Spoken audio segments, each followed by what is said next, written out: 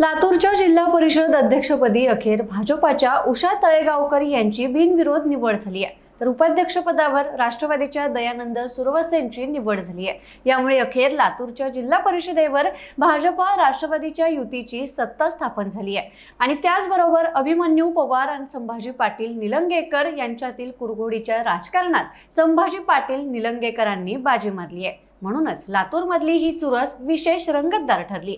तेव्हा आता लातूरच्या जिल्हा परिषदेतील ही चुरस नेमकी कशी होती? लातूरमध्ये काँग्रेसच्या सर्वाधिक जागा निवडून आल्यानंतर देखील तिथे भाजपा आणि राष्ट्रवादीची सत्ता कशी स्थापन झाली? आपल्याच मर्जीतला जिल्हा परिषद अध्यक्ष बसवण्यात संभाजी पाटील निलंगेकरांनी कशी बाजी मारली, हे सगळं समजून घेण्यासाठी हा व्हिडिओ शेवटपर्यंत नक्की पहा। पण त्यापूर्वी जर तुम्ही अजूनही चॅनलला सबस्क्राइब केलं नसेल तर लगेच करा। नमस्कार, मी आरती आणि तुम्ही पाहताय बखर लाईव्ह।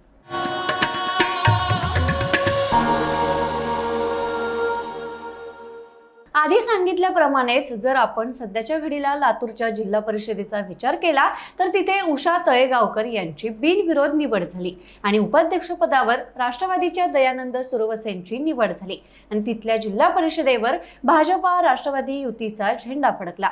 खरं तर या जिल्हा परिषद निवडणुकीचा निकालाचा विचार केला तर लातूरमध्ये काँग्रेस हा सर्वात मोठा पक्ष ठरला होता।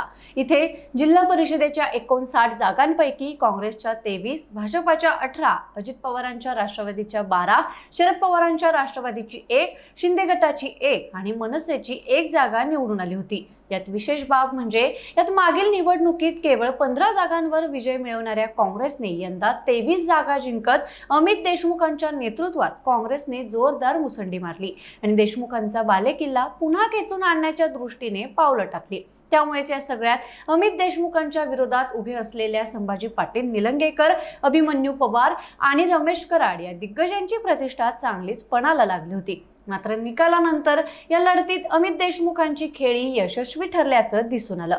तर दुसरीकडे मागील जिल्हा परिषदेच्या निवडणुकीत 36 जागा निवडून आणणाऱ्या भाजपाला मात्र या निवडणुकीत मोठा धक्का बसलाय। केवळ 18 जागांवरच समाधान मानावं लागलं। मात्र या निकालातून लातूरमध्ये काँग्रेसला बहुमत मिळालेलं असलं तरी देखील सत्ता स्थापनेच्या उद्देशातून जर तिथे भाजपा आणि राष्ट्रवादीची युती झाली आणि हा आकडा 30च्या वर गेला आणि काँग्रेसला बहुमत मिळून देखील तिथल्या जिल्हा परिषदेवर भाजपा आणि राष्ट्रवादीचीच सत्ता आली तर काँग्रेसवर पुन्हा एकदा विरोधी बाकावरच बसण्याची वेळ आली। आणि विशेष म्हणजे या सगळ्यात संभाजी पाटील निलंगेकरांनी बाजी मारल्याचं दिसून आलं। यातच जर आपण भाजपमधल्या अंतर्गत राजकारणाचा विचार केला तर लातूरमध्ये निलंग्याचे आमदार संभाजी पाटील निलंगेकर आणि औस्याचे आमदार अभिमन्यू पवार यांच्यात आपल्याच मर्जीतला अध्यक्ष बसवायचा यावरून रस्सीखेच सुरू होती। म्हणूनच लातूर जिल्हा परिषदेच्या निवडणुकीत भाजपा विरुद्ध काँग्रेस या संघर्षाबरोबरच संभाजी पाटील निलंगेकर आणि अभिमन्यू पवार यांच्यातील अंतर्गत संघर्षाची देखील चांगली चर्चा होत होती।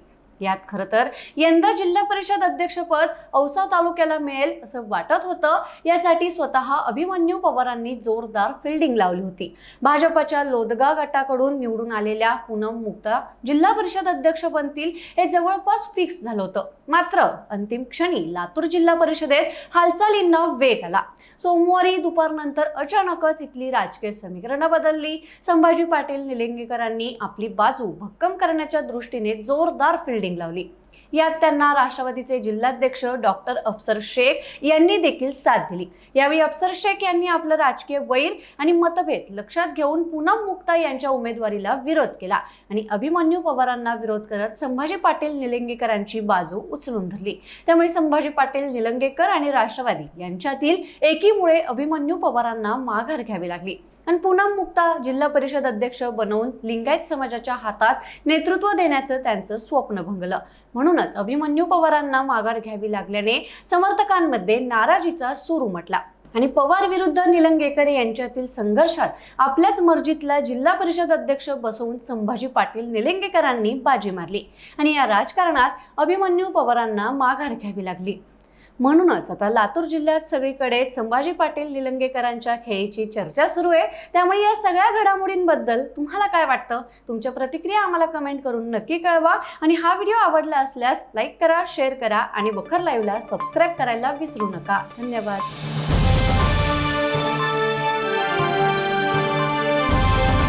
समाजकारण, प्रशासन आणि राजकारणातल्या अचूक विश्लेषणासाठी बखर लाईव्हच्या सोशल मीडिया प्लॅटफॉर्म्सना लाईक, फॉलो आणि सबस्क्राईब करा.